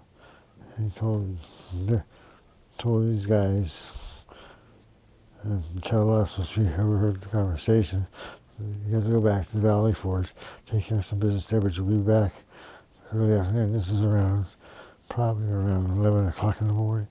We got stranded there. And he said, we'll be back about 1. And he said, well, come as quickly as we can. Well, 1 o'clock came and went, and no helicopter from the Valley Forge. No single one came at all to our aid. And so finally, as the day wore on, we just sat there outside this little helo pad on the edge of the perimeter of this fire base and trying to figure out what to do. And so we waited, and we fell asleep. Then the next morning, we thought it was just best if we just stay where we were at so they could come and find us. And next morning, they tried to do that, but no one came out at all. It was foggy and overcast, some hazy weather, and the fellow, finally, a guy came by, a Marine came by in a Jeep, and I told him about our situation. Yeah, he didn't know what we were doing there. And I said, well, after explaining it to him, he said, well, he said, it's not a good place for you guys to be. He said, last night was the first night in a week that they didn't try to mortar us and overrun us. Oh, jeez. Yeah. And so he said, you can come back. I have to go take care of some things. And I come back here later this afternoon. It's on the second day now. So I'll stop and get to a safer place. Because see, during the night, I was awakened during the wee hours of the morning. I heard Vietnamese voices in the distance. Oh, jeez. Yeah, and they were trying to look at tricky. With my white hat on, perfect target thing. And along the edge of this hill pad. And we got down there, and these people came up there, and it was a group of men and women, all older people. And I thought, well, I don't know if this could be a trick or what. And they had some guy with them that could speak English, and it was a group from this fire base. I guess they sent out periodically to civilian employees there. They used to help clean up the grounds around the whole area. And they came by, and we chatted for a brief couple minutes there, and they went on the rest of their day. And I told this Marine there later on that morning about this group of people. They come by and talk with us. Seemed friendly enough and all that. And he said, yeah. He said, I said, I know what you're dealing with here. And I said, what's that? He said, they're probably VC, and they're making note of where you guys were, because in the night they'll come out and get you. Oh, man. That's really encouraging. Yeah. I said, well, how do we get out of here? And he said, I'll drive you down the road here. There's another fire base a couple miles beyond, a couple of clicks as they call them there, kilometers to get there and get these, so you can get back to your ship. So we did, we waited, and finally near the end of that second day, it was getting dark, and he came down the road from where he had been, I guess, wherever it was, and stopped me, all piled onto his Jeep, and I went bouncing down this little jungle roadway and pathway down to this other place, and it has a pretty good sized facility there, more permanent night type of thing. And I said, well, you guys, somebody can't agree to this, and he said, well, I'm glad you guys were able to get out of there. He said, we were expecting some bad stuff up there tonight. And so they did, and then the next morning, our helicopter came from the Valley Forge on a mail run. No one ever asked formally about us, who we were, where we came from. And so the next morning, this helicopter came from the ship, and the weather had broken. It was clearing out. The fog was getting gone and just dissipated. And so we got on the helicopter and went back to Valley Forge.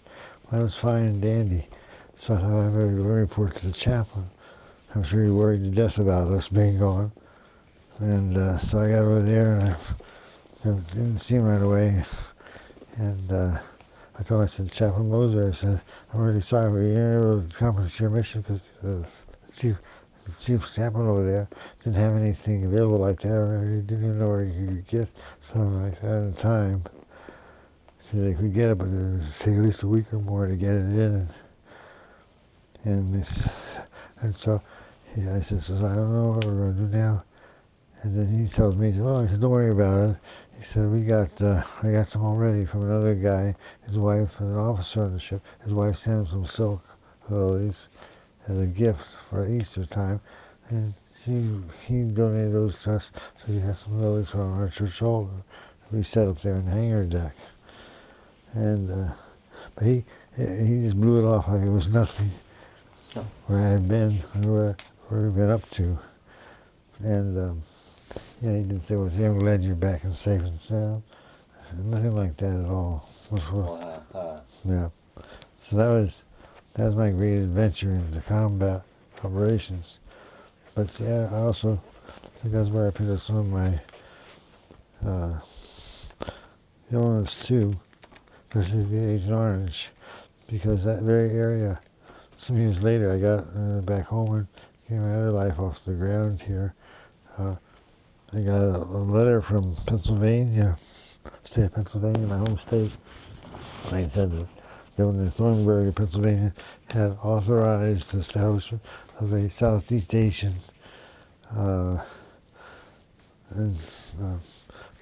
special commission to investigate the whole business of Agent Orange and the concerns that have been raised about that being harmful to the personnel, human beings, and so forth.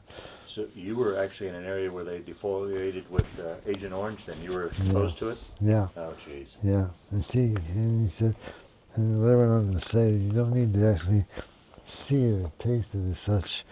you probably won't see it, but he said once it gets into the water ecosystem and anything with animals and stuff like that, that multiplies it many times over its power. You know, to make you have that problems with it. And I had this jungle rod. I think I got it above my foot. Using a shower there. There was this green with mold and crud growing out. Yeah. And but it was so humid there, and I did the best I could to stay clean from that. But I must have got something in my system and that stuff. But that was my great adventure for these 2 always. Wow.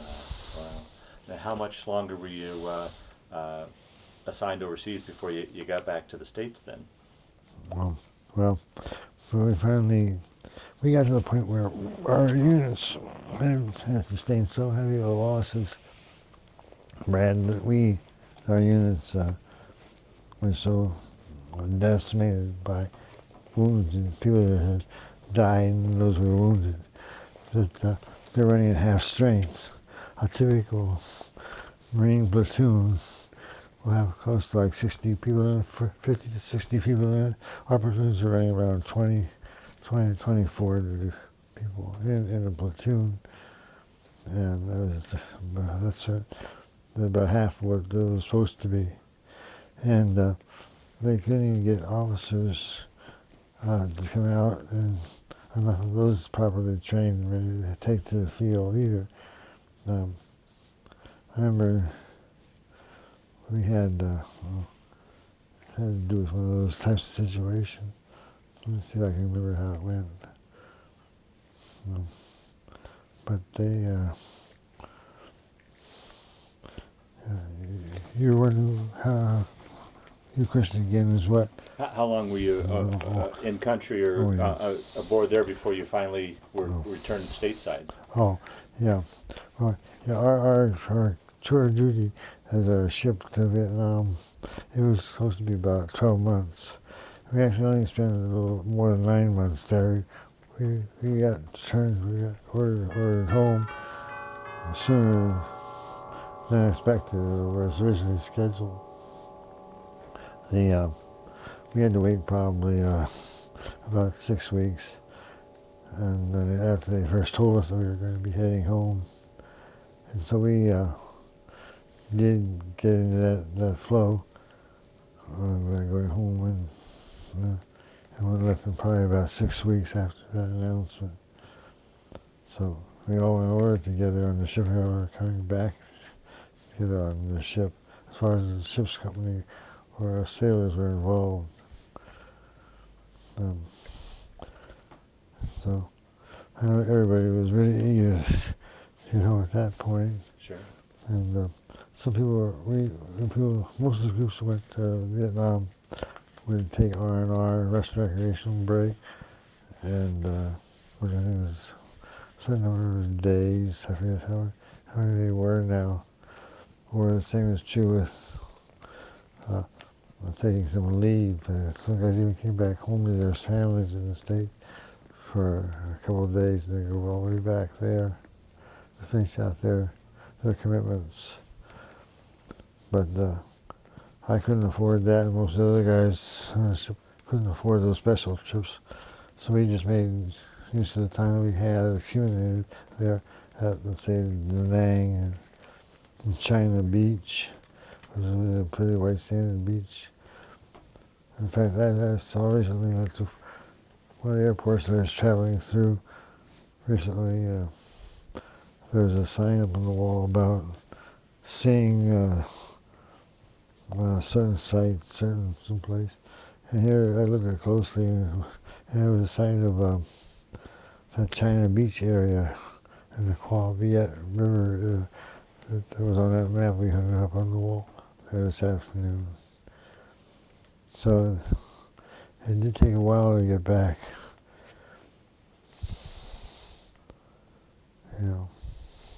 So you took your R&R at Da Nang at China Beach? Well, when some of the guys did that, at one of my time, we also had an option to go to the Philippines. And the Philippines are like a 3-day stint through the 3 different times for a total of about maybe 7 to 8 R&R days at those locations. So it wasn't just one big ship's group going crossing the equator, as it was for some to do that. But we didn't have time for that.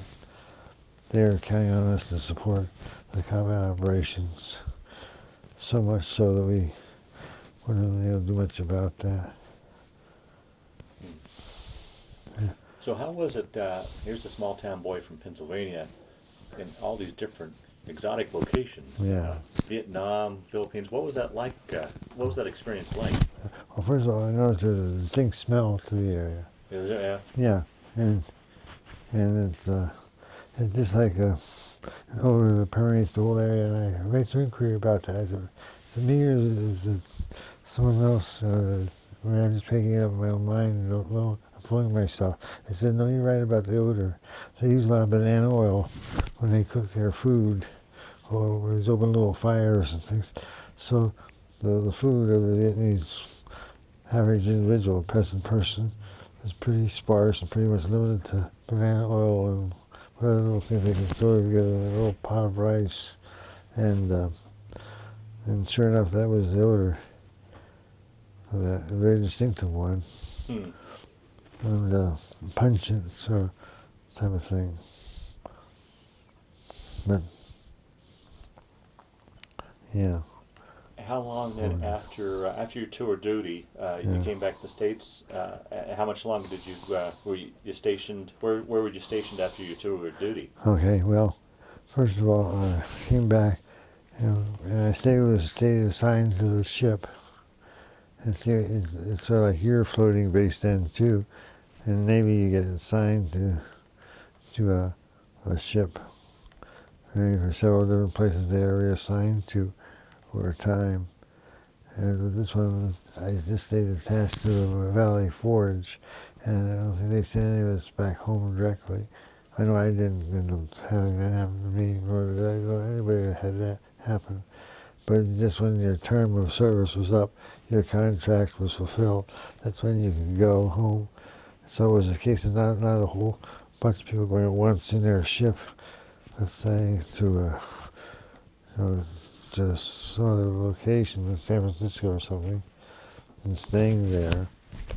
But it was a case of you got there and you have fall in your records, but you could access any time to see.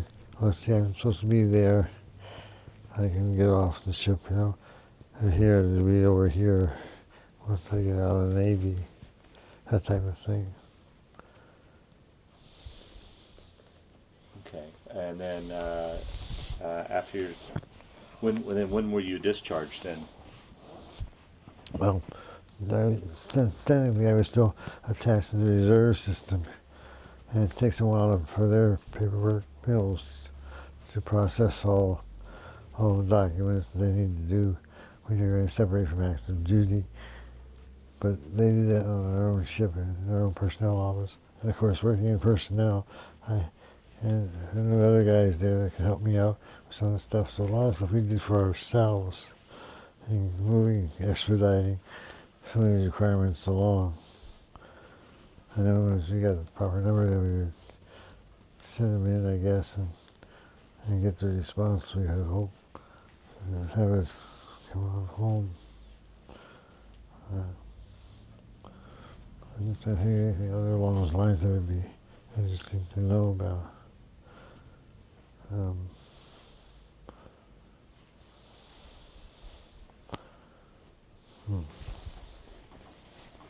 So what was it like then, Bill? Okay, you got discharged. Was it? Do you remember your homecoming, getting back home and seeing your wife and your folks? Yeah.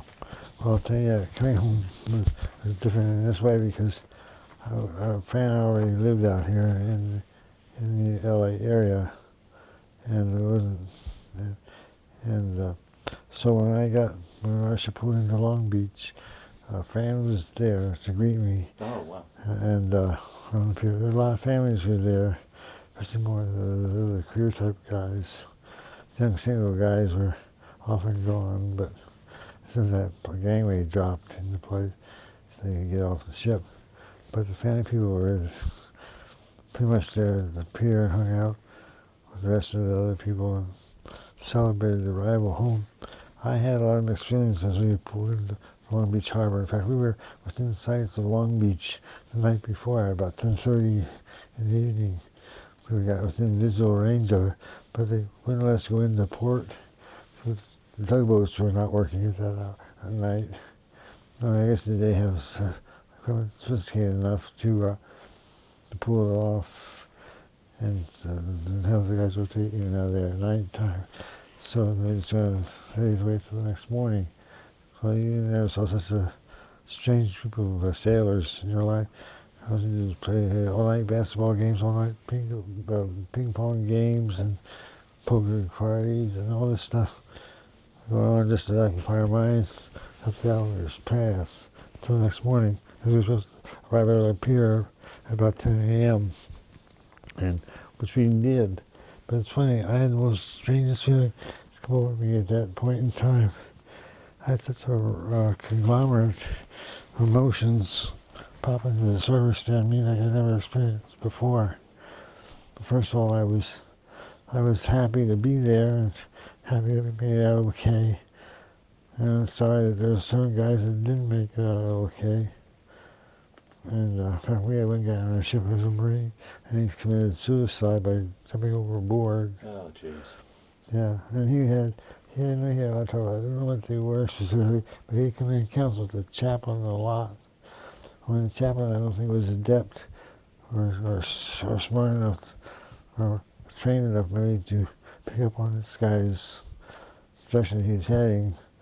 But a couple of nights later, after he'd been in for his visit, the chaplain, a bunch of 2 Marines came running up to our office. The guy went over the side of the ship right near where our office was. He remembered coming out to see the chaplain, perhaps even. And we don't know that for sure. But this poor guy overwhelmed him so much. He jumped over the side and didn't want to be found. And they had another guy jumping after him, trying to see if they could save him. The big buoys to have, the big donut thing through the water. And our ship went off of what they call darkened ship condition into partial lighting conditions. And that meant that when you're traveling that close to the shoreline and you're so vulnerable to enemy gunfire day or night, you really have to keep your toes, eyes and ears open and make sure you don't get yourself in any trouble with your boat or your ship. And our captain, being a good man that he was, he ordered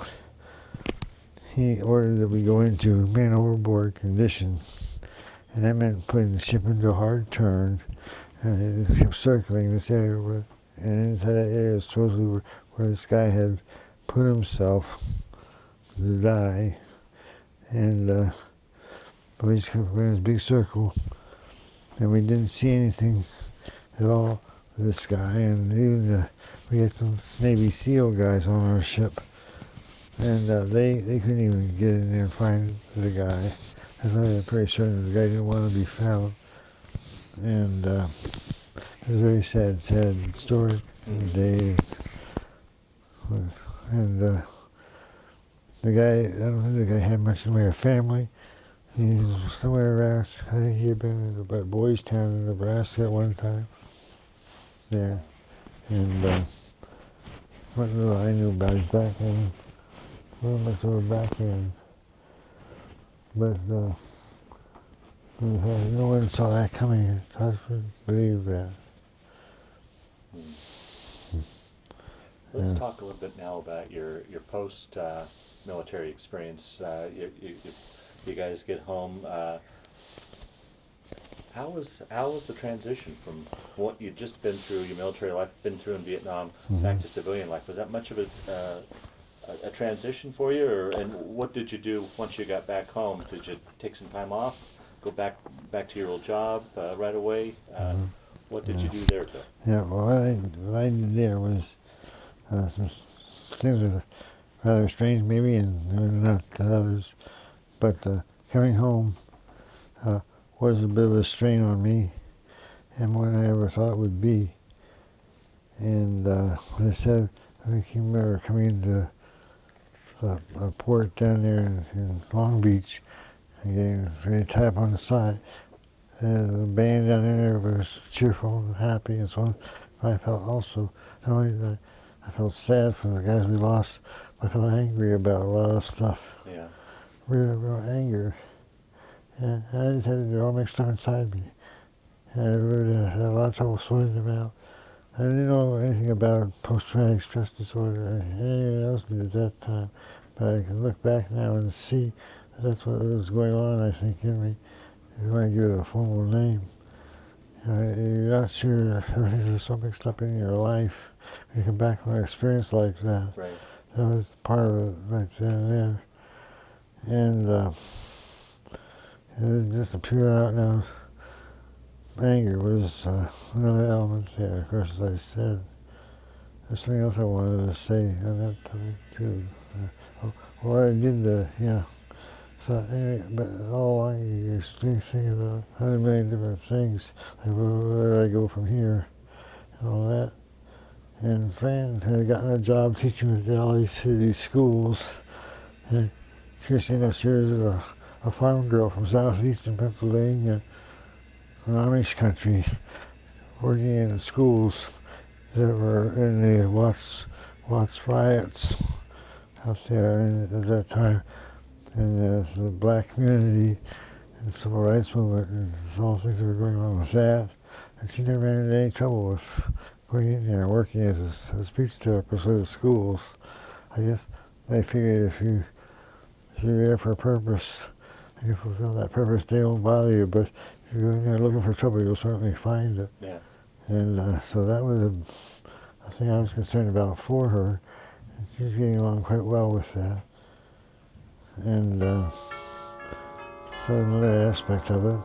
I thought, well, what do I really want to do? And I thought, well, the thing I liked about Boy Scouting was when I worked in the summer Boy Scout camp program, I'd go out there several days a week as a professional scouter and join in and observe and see how the program was going along and on that level.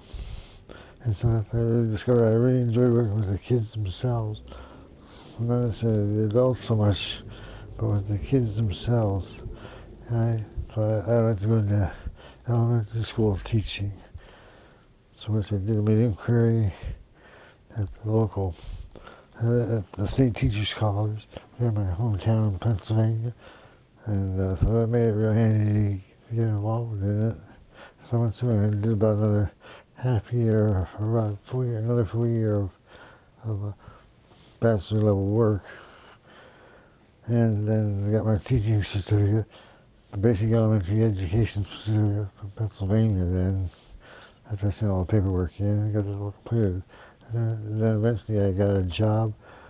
Jobs were a little easier to get then at that time.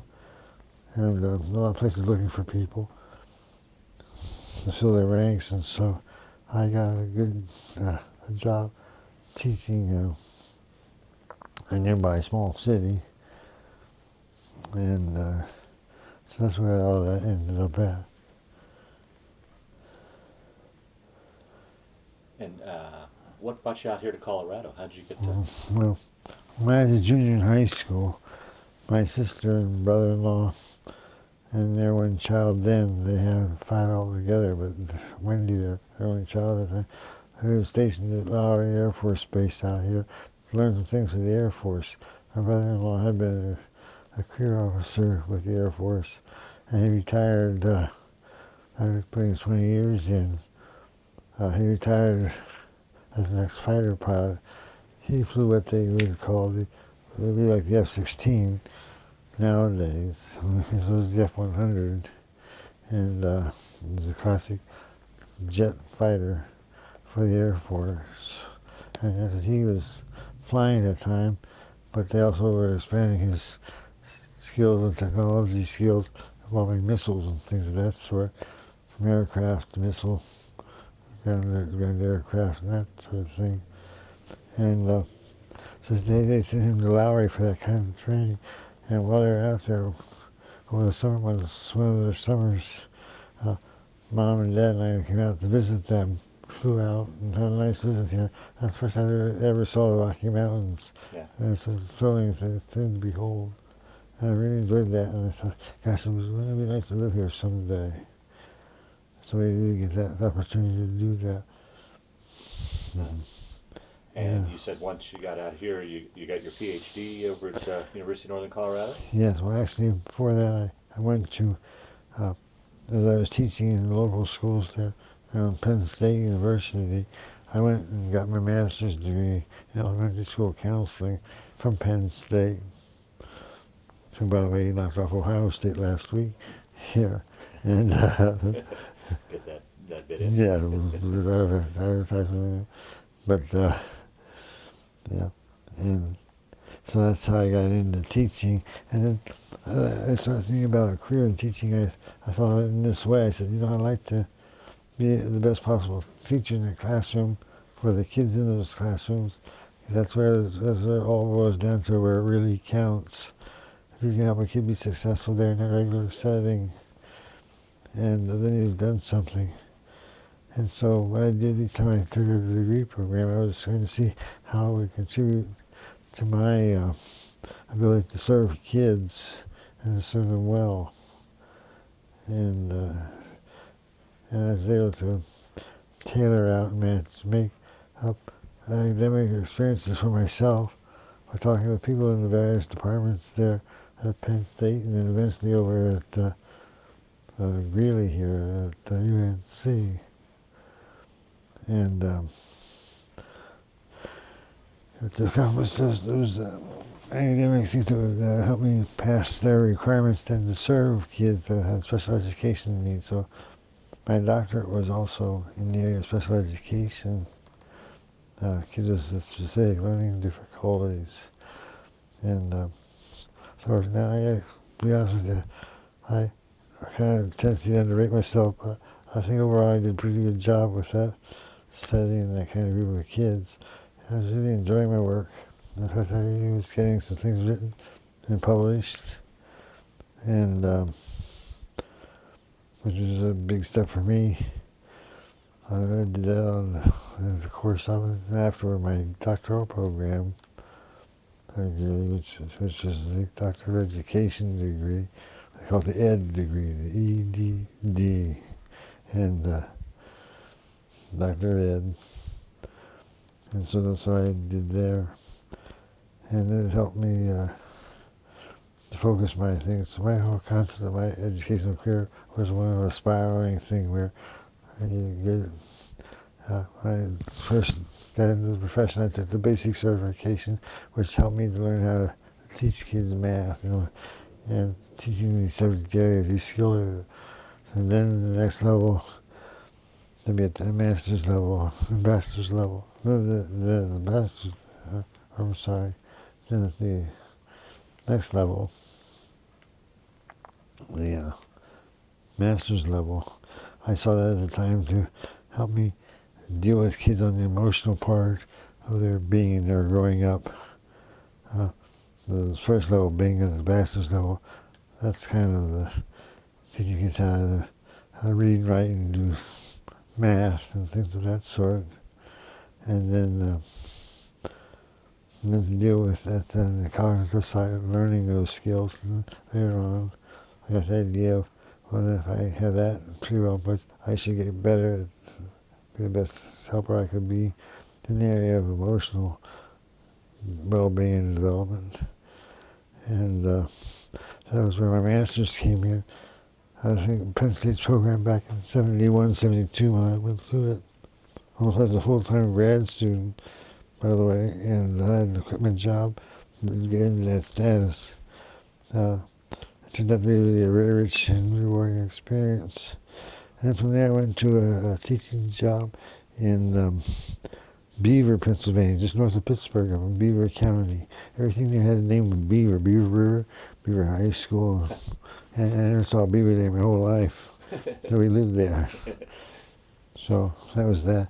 But went out to Beaver, and I had a chance to work. That was really a godsend for my career, I thought, because I had a chance to work with some people. They're probably 20, 25 years ahead of their time in terms of educational thinking and practice. They're marvelous people. And there was Dr. Chauncey and Dr. Bob, what was his last name? Anyway, Dr. McDonald, Dale McDonald. We had a lot of people who were administrators in the school district who had thought ahead and were very good thinkers in the field and had established some neat things. And then we were going about approaching the school district administratively. And so it was a great experience that really opened my eyes to what education should be, you know, and the way it's supposed to be done. And then I got that was in its bud stage when I was in Penn State taking the courses. And then when I got into the job itself, that's when I really drove it home.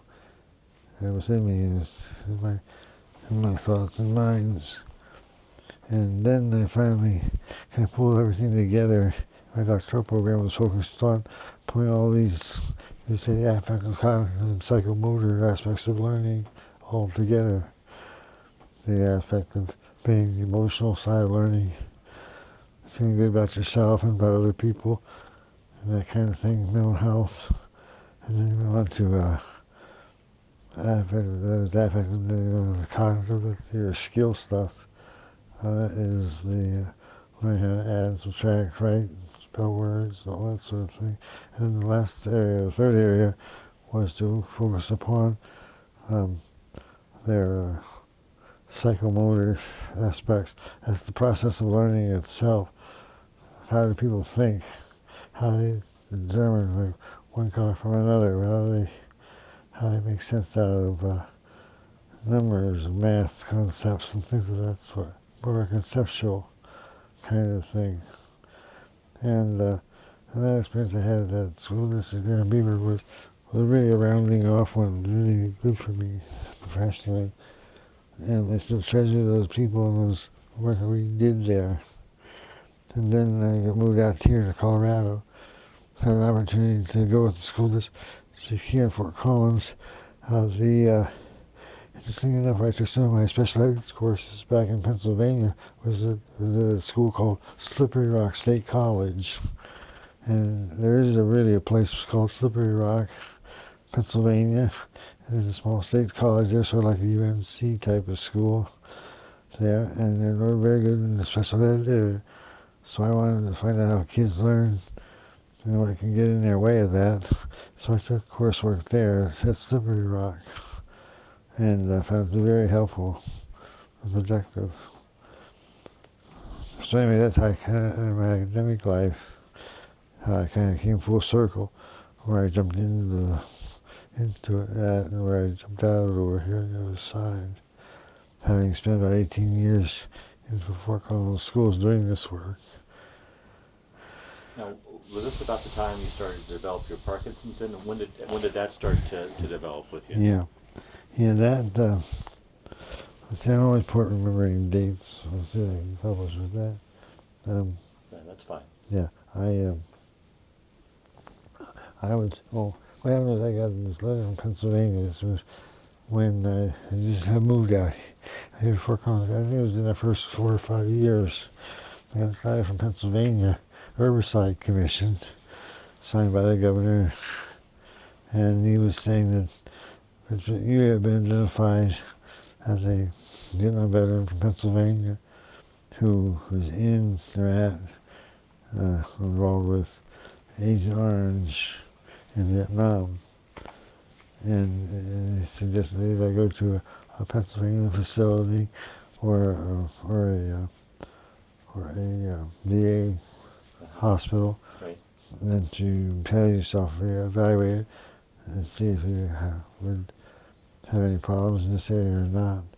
So I called, I got a hold of the people at Cheyenne, and set something up with a certain doctor up there, supposedly knew something about this business, and so I got it all set up, and then not long after that I got this letter saying that I was reported up there, certain day and time, and all that business, and which we did, and